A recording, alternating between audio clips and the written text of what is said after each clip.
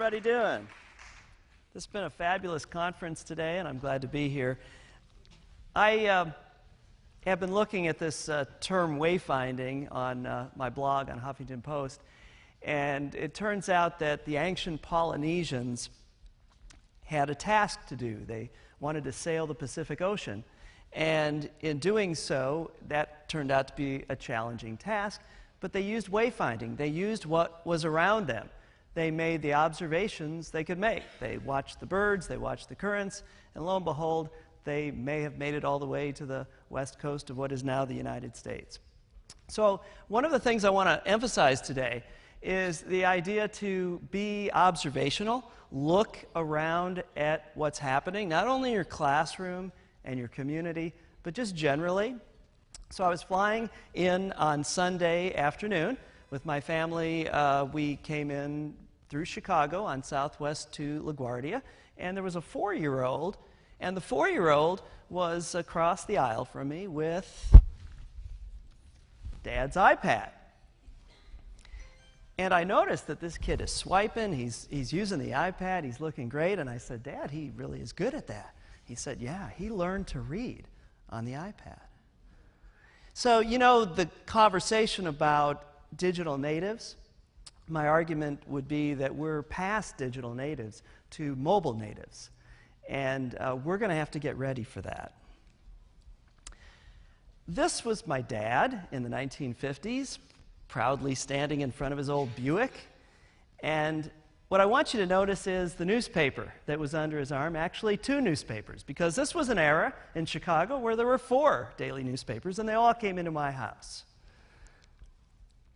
This is me and my mom, and how many people remember Polaroid photographs in this room? Do you remember how cool it was to peel away after waiting 60 seconds patiently and get a photograph? It was amazing technology for its time. And I played around a little bit with that. And I still have these photographs today. In fact, this one came from a Polaroid. Well, there was another era that followed, and that era was one in which news gatekeepers were king, because it was news people who decided what we saw or did not see that was news. There's a little conversation going on Twitter this afternoon about the results of the Women's Olympics finals and the spoilers that are on Twitter. But the reality is, news people can't control information anymore. Well, the early 1980s, I think, brought the most interesting change in media because journalists themselves started to use computers. There's a little Tandy 100 that you can see at the museum in Washington, D.C., which is a fabulous museum to go visit.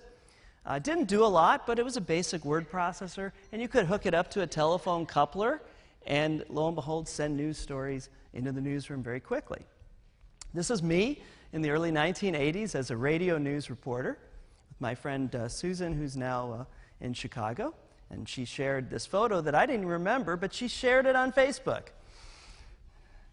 Now, I'm out of the news business, but as a director of the UNO School of Communication at the University of Nebraska at Omaha, I find that I tell stories. I tell them on Facebook, I tell them on Twitter, I tell them on Pinterest, I tell them on any platform that I can get my little hands on. And I tell them because I frankly was tired of waiting for journalists to find out and maybe tell something about all the great things that were happening with my students. So I decided, I've been a news guy before, I'm going to just tell these stories to my social network. The big change came in June of 2009, and some of you might remember the Iranian uprising. I was going to what was then called the New Media Academic Summit in Washington, and everybody had to be on Twitter. I was not yet on Twitter, so it's been just 4 years that I've been engaged in all of this technology. And it changed my way of thinking about how news can be shared and how information can be integrated into a conversation with the social network. Well, now, as you can see, I've got a fairly elaborate social media footprint, especially for somebody who has to do, this was brought up earlier today, budgets and scheduling and staffing. But I found that it becomes a rather important function for the School of Communication because it helps promote what our faculty do, it helps promote what our students do. And so all of these things combine to spread a conversation around. Well, what's the conversation about? Turns out we've got some things to talk about. The group on your right is UNO Forensics, because we have broadcasting, journalism, speech communication, and public speaking competition in the School of Communication. And our forensics team, the last 2 years, coming out of Omaha, Nebraska, has finished 5th in the nation.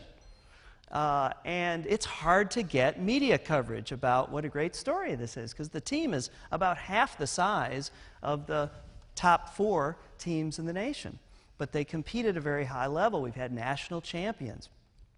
On your left is Tunette Powell. As you can see, she is at TP Baby Steps, and I want you to follow her right now if you're adding people to Twitter. Tunette was a 1-year competitor in forensics, and we sent her to the interstate public speaking competition in April in Boston. This is a 140-year-old, the oldest public speaking competition in the nation, and lo and behold, she won. She's the national champion, the top public speaker in persuasive communication. So that was a big story. You would think it'd be a story we could get a lot of media coverage about in Omaha. Not so. So we spread the word on the social network and got a lot of traction for it. I was thrilled to see Everett Rogers' diffusion curve. I teach that in my graduate seminar. But I also wanted to mention computer-mediated communication because it really informs what we do. It has to do with the identity that you and your students present in the social media sphere, the type of interaction that you're involved in, the community that you can create. And we've done this not only with students and alumni, we've done it in a variety of ways to create a community that extends our reach well beyond the classroom. There's been a lot of conversation about learning outside the classroom today. We thoroughly believe that the most important learning happens outside the classroom. So what happened? We held in 2010 a social media conference called Omaha 10-10-10. We started about a year in advance trying to identify speakers we could bring to Omaha. We had 0 budget. And you say, how are you going to do a conference on 0 budget? Well, we had space at the university that we could use. We had technology that we have plenty of at the university. And we began to leverage the social network. So virtually everybody who spoke at the social network had something to do, at the conference had something to do with people I interact with on Facebook and Twitter. And the map on the right is a look at what the social network looked like. So although 300 or 400 people attended the conference, the raw reach, take it for what it's worth, was something like 96,000 for a conference with 0 budget. Interestingly, when we did this, we met more people and added more people to the social network. For one, Jeff Pulver, who showed up for the conference. Jeff was en route with Alan Weinkrantz back from a conference in LA and stopped in to talk with us. And I've known Jeff ever since. And Jeff spoke to my class the next spring. He spoke to high school journalism teachers that we meet with every spring. And we have a high school journalism conference that attracts about 500 students to our campus. And last year, when the first 140 EDU happened, I couldn't come to New York, but I followed along on Ustream and I tweeted. And I had a really good sense. So if you're out there somewhere on Ustream, hello, come next year. And Jeff said, dream big, think big. And it got me thinking that we weren't thinking big enough. So I decided to leverage my network. I'm originally from Chicago. We took students last October to Chicago. We spent a morning at the Chicago Tribune. This was a group we called the Terrific 10. We took them around to Chicago media. I decided that academics don't ask enough for help. we don't turn the doorknob enough and go inside and say, hey, can you help me? I happened to be in Chicago a few weeks before we went in October, and I decided to walk into Trump Tower, and I said, you know, is there somebody from marketing or PR that could talk to us for a few minutes? I have one open slot. And they said, sure. And so I brought the students to Trump Tower. Complete surprise, they took us up to the 89th floor of Trump Tower, and that's the $30 million condo that sold recently. So I've continued to listen to Jeff about dreaming big and thinking big, and it works. It sent me to Hangzhou, China in the spring, in March, and most recently this past month to Dubai, where we were teaching journalism professors from Afghanistan. It's a global world, and one of the things that I think is really interesting about the world are these two slides.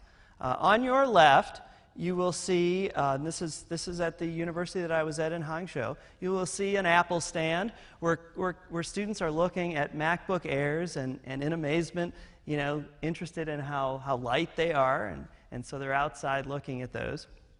On your right, I spoke to our immersion students in June who come from China, Norway, Germany, and India. And we had the whiteboard, and I said, well, tell me this. Let's do a little exercise. We got into groups, and I said, you know, tell me what you do online. And this is the list. This is the list of what they do. And what's significant, I think, on that list is all around the world, the students are doing a lot of the same things. Now, there's some filters in China, so that changes things a bit. But in general, they are connected with social media. So my perspective is, how can we not be connected and engage in social media? So that leaves me to do what I do every morning over coffee. Instead of watching television, I'm watching the Twitter feed.